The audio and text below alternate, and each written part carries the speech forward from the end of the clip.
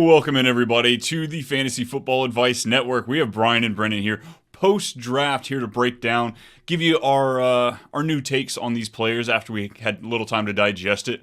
We've got rookie drafts kicking off. I know my first one just started a few hours ago. Best ball is going to be dropping in a few hours, and of course, redraft. It's right around the corner. We have a week or two before redraft starts. Yeah, basically, whenever you want to start it, I guess. But Brendan, before we start diving into these players, what is your initial reaction? Where was there something that really blew you away? Are you so excited, or that frustration face says it all, huh? I think I'm just disappointed. It was just such high hopes for all these players to go to such great spots, and then the running backs just went to terrible spots. Jonathan Brooks was just it's a good spot, but it's not the most amazing spot. The Bengals, so Zach Moss skated out alive. The Dallas Cowboys not taking a single running back, which is the weirdest thing ever to me. I still blows my mind. There's just nothing.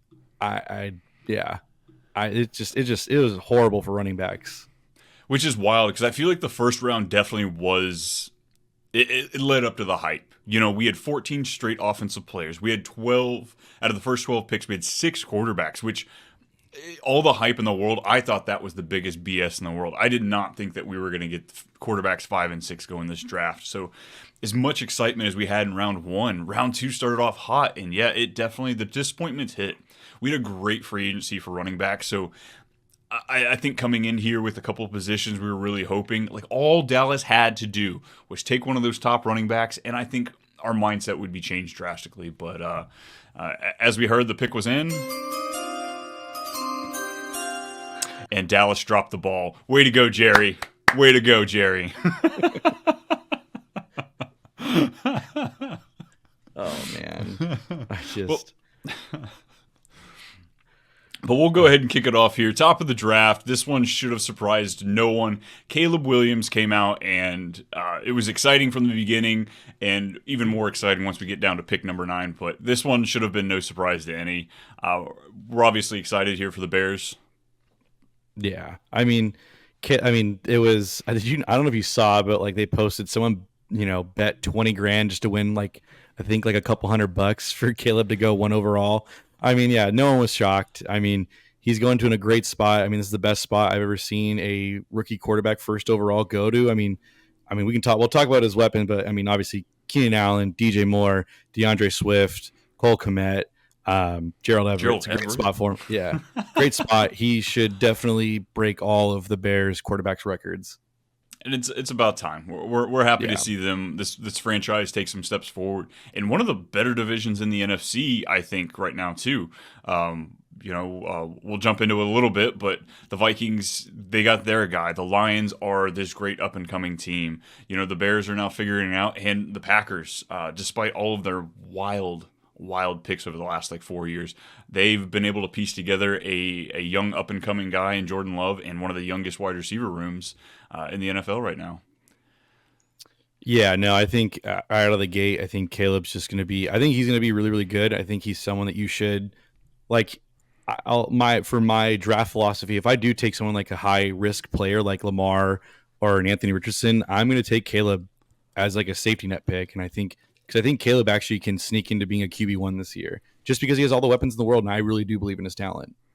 I think so too. I think purely, I'm not a huge rookie quarterback guy, but if he's plugging in as your superflex quarterback, I think that's so much more leeway you have to play with, and of course, this landing spot is just prime for him to. As long as he's starting every game, there's no reason that he can't finish top 14, right around that 10 to 14 range, even without him running. So I think this is a slam dunk. I think where it gets difficult, though, when you get to rookie drafts is when you're in those Superflex leagues. Pick number 2, Jaden Daniels. I wouldn't fault anybody for taking Daniels over Caleb Williams if you're an aggressive mindset, if you're looking for that instant payout, because I think Jaden Daniels' best days are going to be his rookie contract, Yeah, he's still going to a good spot, though. Terry McLaurin, Jahan Dotson, Brian Robinson Jr., he does have Austin Eckler as a third down back. I'm going to preface that. I don't think he's what he used to be, but I still think Austin Eckler can be a good, somewhat PPR machine in that aspect. But I think he's going to be a really good guy. He's going to obviously use his legs like he did in college, his amazing production. But if I still think he's the number two. I still think Caleb has that, like, when you look at him, you just see him play like a longevity wise. I mean, he's getting compared to Patrick Mahomes for a reason, but I think Jaden Daniels has that. He is a high risk, high reward player. So if you are, you're gonna swing for the fences, he's absolutely worth it because he's a guy you can definitely see throw for 250 yards, but also run for 100 yards. So I have no issues with anybody trying to do that. So we talk about maybe his body size. He's a little bit like a noodle. He's a longer guy. He's not as thick. Do we have RG3 flashbacks coming here? This is the number 2 overall pick. This is a guy that we're expecting to be just phenomenal as far as rushing the ball. He takes hits too. He's not a wimp. He is not a wimp. But if you're not a wimp, you can still break. Anthony Richardson, I didn't think that dude was ever going to break, and he made it 4 games. So is there fear with that with you, with maybe taking him early on in the rookie draft? Oh yeah, but I mean, at the end of the day, though, if you're taking him in the super flex, you're taking him, anywhere from pick 2 or 1 to picks, 3 and 4. I think the latest he goes is 4th overall in a super flex. But at the end of the day, like he's got the pedigree with the draft capital, and you watch the tape, and he's amazing. So you have no choice but to do that. For me personally, I really don't. They're going to try him out. They're going to let him do what he does, and then until it doesn't work, that's when they got to make the adjustments. I think it's just going to be a trial and error kind of a thing. I think so too. And like you said, I think we kind of talked about it in our prediction show. We weren't sure if it was going to be May or Daniels going to the Commanders, but weirdly enough, they were the better outlook, I think, for fantasy production between the two. So yes. Let's roll on to Drake May.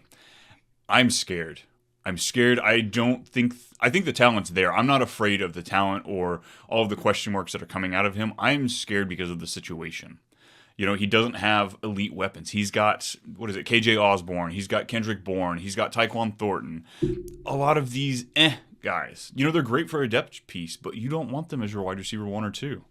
Yeah, I think May's more of I think he's going to be, I don't know if they're going to start him right away. I don't know if they came out of the press conference and said they're going to start him right because obviously they signed Jacoby Brissett, who's still a good, decent quarterback in this league. So I don't think they need to feel the rush to start him right away.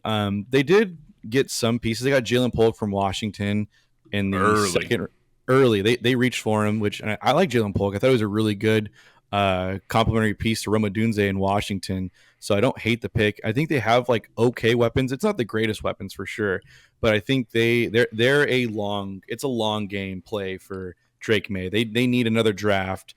They need another free agency class to kind of help him and make him be what they want him to be. But if you watch his tape, he's amazing. Last year, I mean, obviously his numbers and productions dropped a little bit, but that's because he had nobody really throw to. Josh Downs was his only real wide receiver.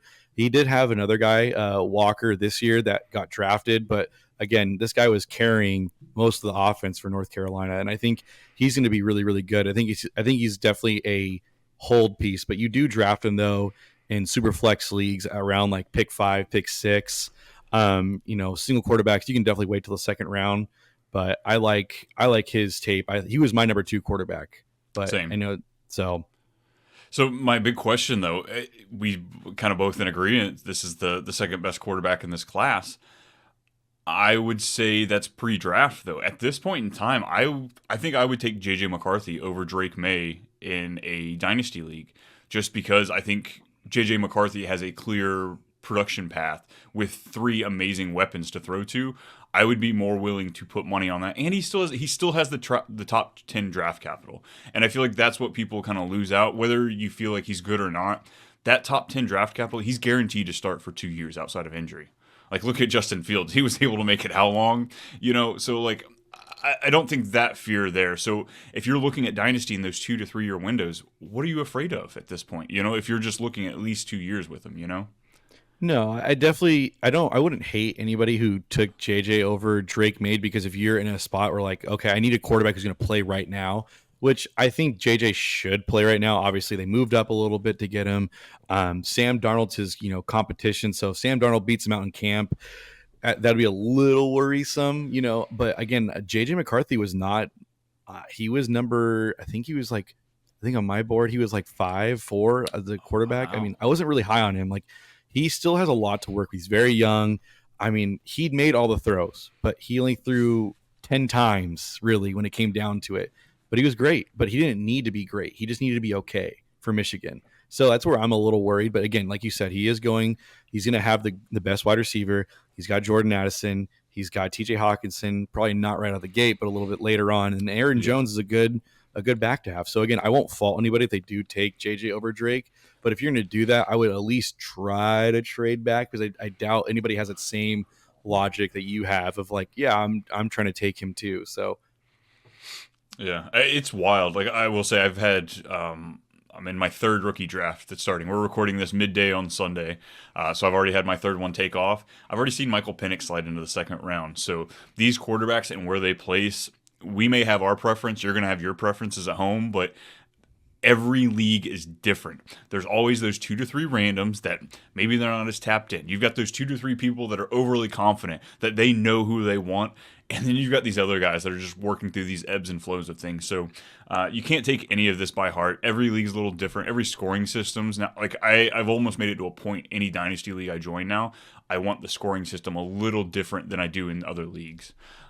Sadly enough, I've got a dynasty league where our rosters are so small. Like I've got redraft teams that are bigger than this dynasty team, and it kills me how to. It's killing me. I've got like 8 really good receivers or pretty good receivers, and I'm gonna have to drop them. Like I'm at the point where I'm thinking about dropping like Bateman or Burks, who they're longer shots, but like you can drop Burks. I'm having.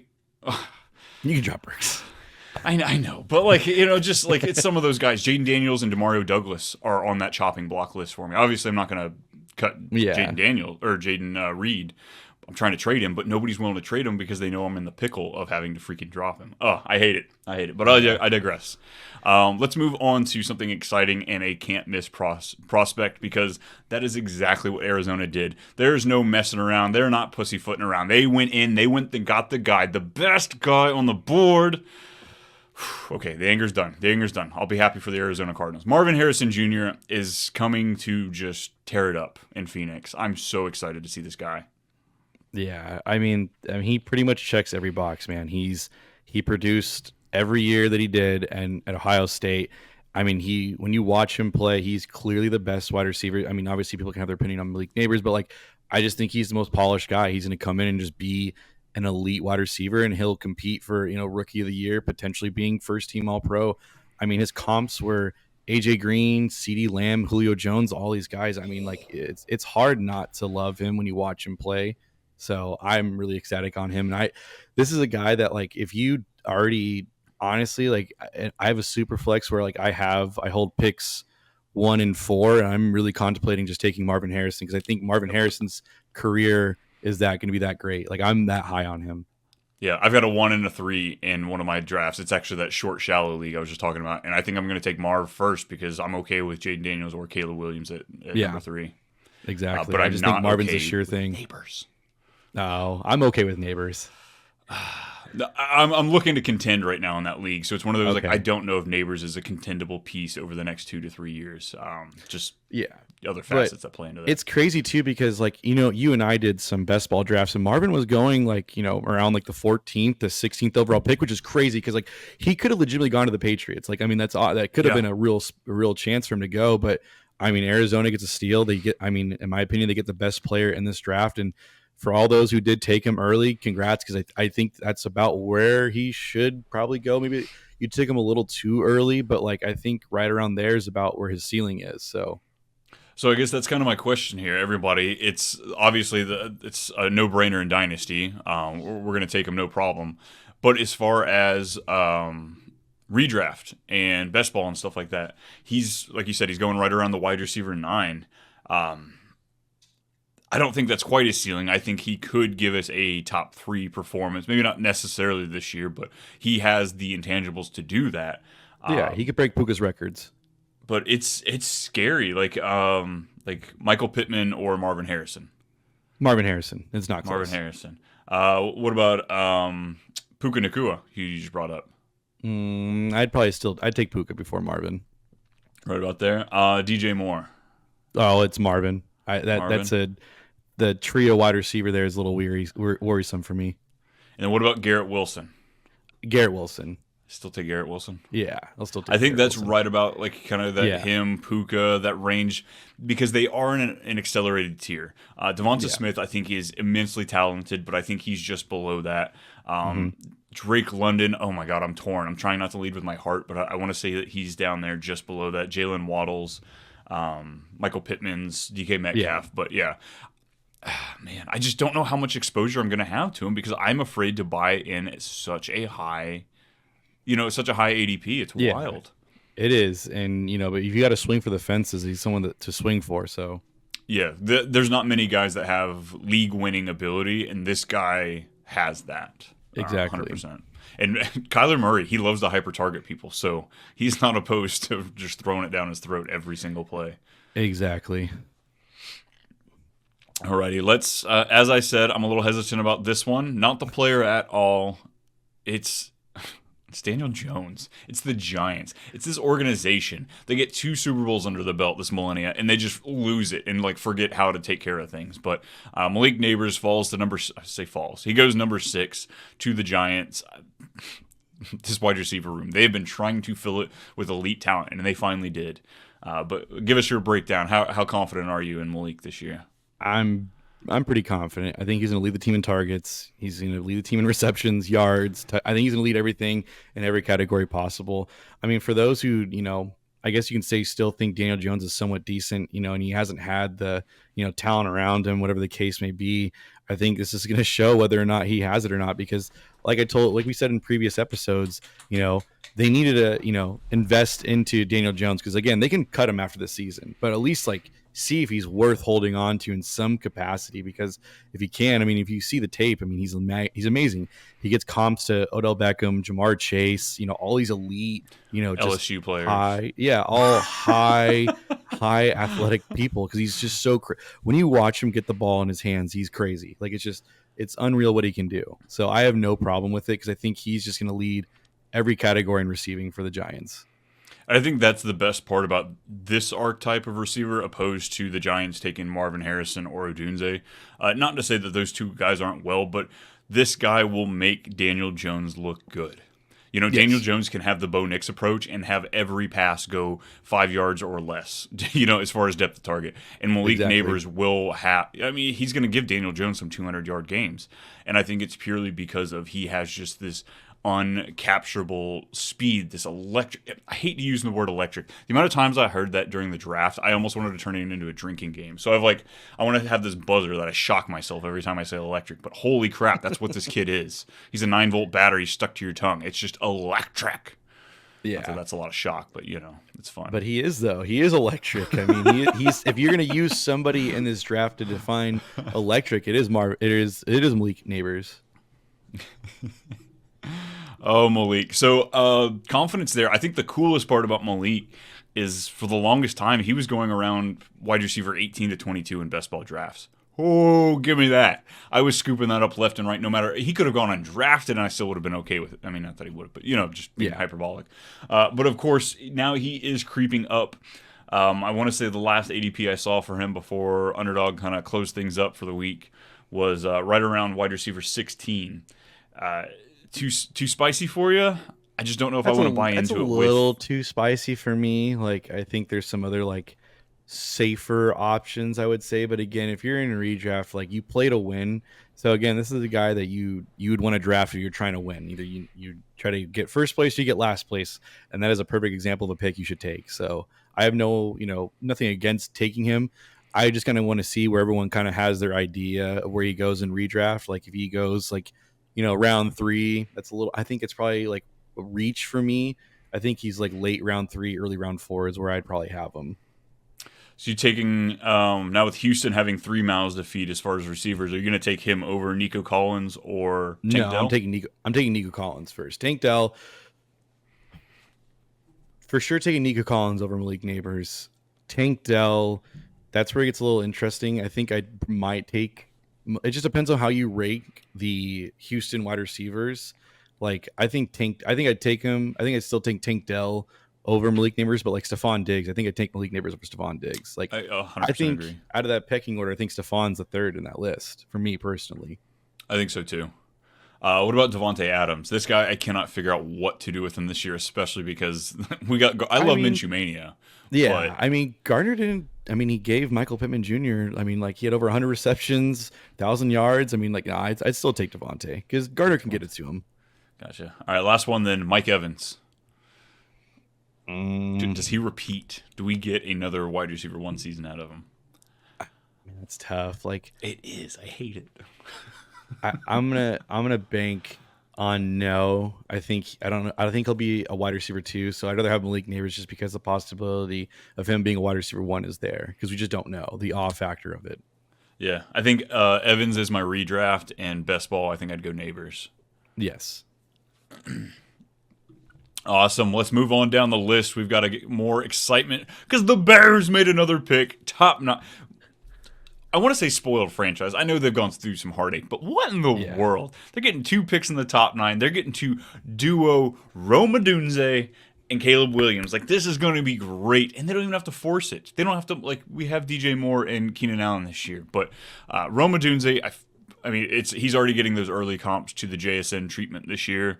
If you take him in Dynasty, you're wanting to take him more as a rebuilding or like productive struggle team because we're probably not going to see him giving you consistent wide receiver 3+ numbers this year. But as far as long term, I think this is the guy. I loved his talent, his ability, his route running.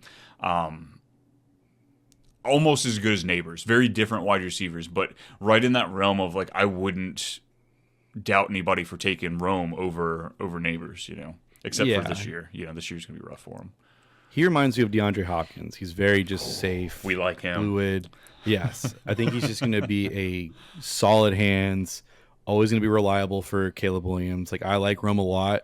I have no fault anybody who takes him over Malik Neighbors because, I mean, if you watch him play, he's sure-handed, man. He's always catching everything thrown to him. I love his tape. I think he went to a really, really good spot. Now, redraft him out. I think it's a JSN situation. I just think it's a JSN situation. You're gonna have to wait. Like, oh, is he gonna get it? Because he has Keenan Allen, who's obviously one of the best route runners in the NFL, and DJ Moore, who's their wide receiver 1. So like at some point, like it's just too many mouths to feed. And I think Caleb can do it, but like, will he do it is a different scenario. So I think he's definitely someone you have to hold for Dynasty. And I'm just out on redraft. And I'm probably out on best ball too, because I'm pretty sure he was going super high as well in all those drafts. So I would just kind of be a little worrisome about him for just this year for redraft. Yeah, not gonna lie, I've got like close to 20% exposure on him pre-NFL draft, nice. and we're gonna call those teams. Yeah, it wasn't. Yeah. It was all playing into. I was trying to build stacks with him with teams I thought he might slide to if maybe the Bears traded out, and clearly, guess what? This guy was wrong. But like we've said, long term, I love this. Love the matchup. He's just an incredible player. He is a little bit older as far as 4th year declare, but his age isn't. He's still young. So, like you said, redraft, I think I'm out. I think he's going to be a landmine. He's going to hit waiver wires between weeks 4 and 6, and then he's going to get picked up because he's too fun not to. But I don't know if he's going to return on the investment that you're going to want with Rome. Yes, I agree. Alrighty, you ready to go to pick 10? Yes, sir. Well, that's too bad, folks. Unfortunately, we do have to wrap it up here. We are just going to be covering the first 9 picks today. Come back tomorrow, and we will be covering the rest of the first round for you. All the fun wide receivers, because those quarterbacks just ruined it for us today. But, Brennan, anything you want to share with the people before we head out of here? No, that's it, man. Awesome, folks. We'll see you tomorrow, and stay tuned for more. Later.